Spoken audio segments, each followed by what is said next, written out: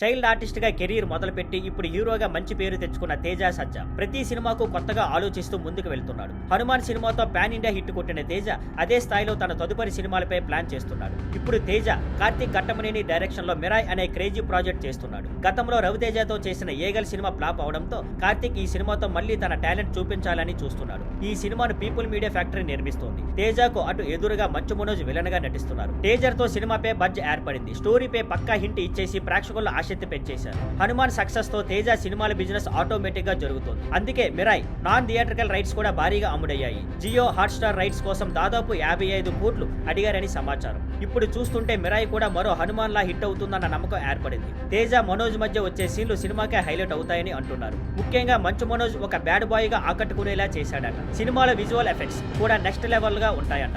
అసలైతే సినిమాను ముందే రిలీజ్ చేయాలని ప్లాన్ చేసినప్పటికీ VFX వర్క్ ఆలస్యం కావడంతో రిలీజ్ ను సెప్టెంబర్ 5కి వాయిదా వేశారు. కానీ ఇప్పటికీ కొంత పార్ట్ షూట్ మిగిలి ఉందట. ఇంకా సరిగ్గా 50 రోజులు మాత్రమే టైం ఉంది. కావున వర్క్ పూర్తవ్వకపోతే సినిమా డిసెంబర్ కి వాయిదా పడే ఛాన్స్ ఉందని టాక్. తేజ సజ్జా ఈ సినిమాపై చాలా హోప్స్ పెట్టుకున్నాడు. సినిమాలో తేజ ఒక యోధుడి పాత్రలో కనిపించనున్నాడు. టేజర్ చూశాక ఆడియన్స్ కు థ్రిల్ ఫీలింగ్ వచ్చిందని చెప్పవచ్చు. ఇక సినిమా నిజంగా ఎంత ఎంటర్టైన్ చేస్తుందో వేచి చూడాలి. Thank you for watching. Please like, share and subscribe.